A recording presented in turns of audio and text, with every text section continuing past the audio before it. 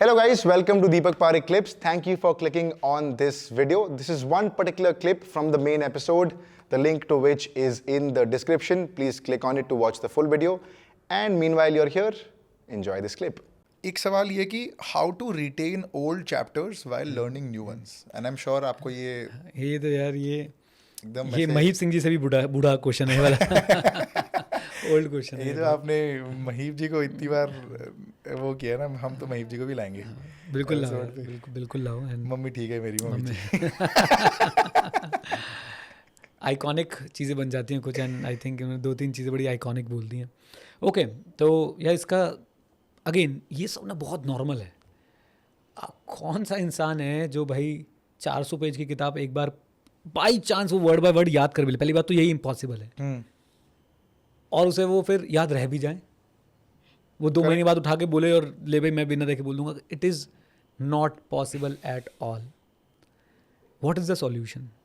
Solution number 1, आपने ना CA बनने के लिए, बात मैं बहुत बार बोलता हूँ और मेरे स्टूडेंट जो पढ़ाते हैं वो भी बोलते हैं, आपने 3 इडियट्स में ना चतुर बनना है ना रैंचो बनना है, आपने चतुर रैंचो बनना है। यानी आपने समझना भी है, रैंचो समझता था, वो कॉन्सेप्ट पे जाता था और चतुर रटता था। तो आपने क्या करना है, कॉन्सेप्ट तो समझना ही है। जैसे मैं आपसे बात करूँ ऑडिट रिस्क, तो आपने ऑडिट रिस्क का कॉन्सेप्ट समझना है कि ऑडिट रिस्क क्या है, लेकिन आपको जो उसके अंदर के की फ्रेजेस और कीवर्ड्स है ना, उनको रखना भी पड़ेगा अपने साथ, क्योंकि वो बोलते हैं ना कि लैला को करना हो इम्प्रेस तो खाएं मेंटो फ्रेश, ऐसा कुछ ऐड आता है ना, जिंगल आता है ऐसा। तो ऐसे आईसीआई को करना है इम्प्रेस तो आपको उन्हें देने पड़ेंगे कीवर्ड्स फ्रेश राइट। तो वो कीवर्ड्स कहीं ना कहीं आपको याद रखने पड़ेंगे। क्यों?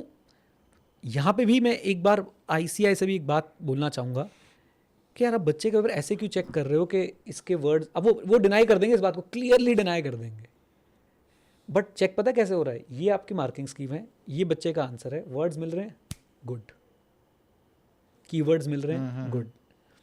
अब वो अगर लेमैन लैंग्वेज में वो लिख के आ जाए तो वो बैड है, मतलब उसमें मार्क्स नहीं मिलेंगे। अच्छा, तो मैं तो इतना बार ऑडिट रिस्क पढ़ा चुका हूँ, मैं लेमैन लैंग्वेज में सोच भी नहीं पा रहा हूँ क्या बोलते हैं, मुझे तो कीवर्ड्स ही याद आ रहे हैं। करेक्ट। सो पहली बात, आपने पूरा नहीं रटना है, तो प्रेशर हटा दो अपने ऊपर से कि आपको 400 पेज की बुक रटनी है। दूसरी बात, मैं ये भी नहीं कह रहा कि आपको बिल्कुल भी नहीं रटना है, थोड़ा बहुत तो आपको रटना पड़ेगा। उसके लिए क्या करना है, कॉन्सेप्ट समझ लो, कॉन्सेप्ट समझ के कुछ कीवर्ड्स को बार बार बोल लो। और सबसे अच्छा तरीका सीखने का ये है कि सिखा दो। मतलब आप जब किसी को कुछ पढ़ाते हो, कुछ बताते हो, तो आप ज़्यादा सीखते हो। मेरे म्यूचुअल फंड का पोर्टफोलियो सबसे ज़्यादा ग्रो तब होने लग गया जब मैंने म्यूचुअल फंड्स पढ़ाना शुरू कर दिया, राइट। तो आप सबसे ज़्यादा तब सीखते हो जब आप किसी को सिखाना शुरू कर देते हो। तो आप अपने घर में किसी को बिठा के सुना सकते हो, बता सकते हो, कोई नहीं तो भाई शीशे में देख के खुद को बोलते रहो, मतलब समझाओ, नॉट रटवाओ, समझाओ उसको। करेक्ट। और समझाते समय वो कीवर्ड्स का यूज़ करो। आज मैं ऑडिट रिस्क को लेमैन लैंग्वेज में क्यों नहीं बोल पा रहा हूँ? क्योंकि मैंने वो कीवर्ड्स इतनी बार यूज़ कर लिए कि मेरे दिमाग में बस गया वो, राइट। करेक्ट। तो वो आपको करना पड़ेगा। तीसरी बात आती है रिवीजन। और कोई आपको ना ये सब, पहले तो ये फिरंगियों की वीडियो देखना बंद करो, प्रोमोडोरो, स्पेस रिपीटिशन, ये वो फलाना दिमाग का कुछ नहीं है यार, बाहर आओ इन सब चीज़ों से। देसी तरीके से पढ़ाई करो अपने ऑडिट। अगर मैं ऑडिट का एग्जांपल लूँ, सबसे ज़्यादा रिटेंशन का इशू ऑडिट में आता होगा बच्चों को, for sure. Heavy theory subject ऐसा बोला जाता है इसको। आपने कॉन्सेप्ट सीखा, आपने कीवर्ड्स को याद किया। नाउ एज अ टीचर मैंने क्या किया इसका सॉल्यूशन आपको, तो मैं क्या करता हूँ, मैंने एक घंटे की क्लास ली। उस 1 घंटे की क्लास के बाद ही तुरंत बच्चों के सामने ही, मैं लाइव पढ़ाता हूँ बच्चों को, बच्चों के सामने ही I will shoot a 10 minute revision video, then and there only, और वो उनको दे देता हूँ, लो देख लो। तो अब आपको जो 1-1.5 घंटे में पढ़ाया गया, आप उसे 10 मिनट में रिवाइज कर सकते हो अपने टीचर से, उसी टीचर से जिसने आपको पढ़ाया है, उसी टोन में, जिस टोन में आपको पढ़ाया गया, उन्हीं एग्जाम्पल्स के साथ जो एग्जाम्पल्स आपको दिए गए हैं। पहले तो बच्चों को ऊपर देख के भगवान को थैंक यू बोलना चाहिए कि फैसिलिटी है।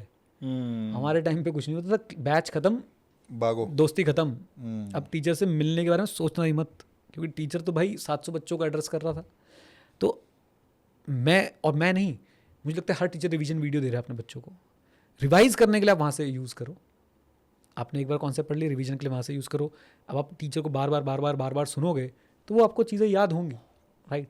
मुझे ऐसा लगता है कि 1 घंटे की रिवीजन वीडियो, 1 घंटे की क्लास को आप 6 से 8 मिनट में कंसाइज कर सकते हो। और मैं वो तभी मैं तो साथ साथ करके देता हूँ, मैं पेंडिंग ही नहीं रखता हूँ। इसे बोलते हैं ना वर्क एथिक्स। मैंने अपने ये वर्क एथिक्स ऐसा बना लिया। और पता है मैं किससे इंस्पायर होता हूँ इन सब चीज़ों के लिए, आप हैरान हो जाओगे। बताओ।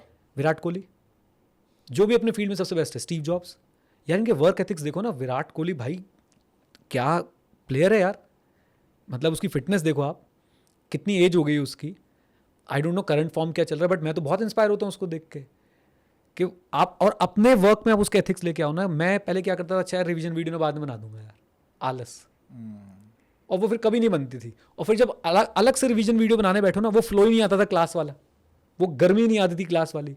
मैंने एक दिन भाई जैसे ट्विटर छोड़ा ना, वैसे ही कसम खा ली कि क्लास के बाद रिवीजन वीडियो शूट होगी, मतलब होगी। क्योंकि आप वो उस मोमेंटम में हो Yes. ऑलरेडी। और वो जो रिवीजन वीडियो, वो जो रिकॉर्ड होती है, उसका अलग ही लेवल होता है। क्यों? मेरे लिए कितना फ्रेश है ना भी वो सब्जेक्ट, वो टॉपिक। मैंने जो भी मेमोरी टेक्निक बनाई, मैंने जो भी डिस्कशन किया, मैंने जो भी एग्जाम्पल्स दिए, वो तुरंत मैं बोल सकता हूँ और वो बच्चे के लिए परमानेंट एक चीज़ बन के आ गई। तो ये एक चीज़ हो सकती है। नंबर 1, पूरा नहीं रटना है। नंबर 2, कीवर्ड्स तो आपको रटने पड़ेंगे। नंबर 3, किसी को सिखाने की एक्टिंग करके आप सीख सकते हो, वो कीवर्ड्स आपको याद हो सकते हैं। नंबर 4, रिवीजन वीडियोस हैं। एंड नंबर 5, भाई इतनी चिंता करके कहाँ जाओगे? आपको एग्ज़ाम से एक दिन पहले छुट्टी मिल रही है ना, क्या उसमें आप नहीं पढ़ोगे सारी चीज़ें दोबारा? क्या आप उसमें नहीं गो थ्रू करोगे पूरे सब्जेक्ट को? और नंबर 6, क्या आप अकेले हो जिसके साथ ये हो रहा है?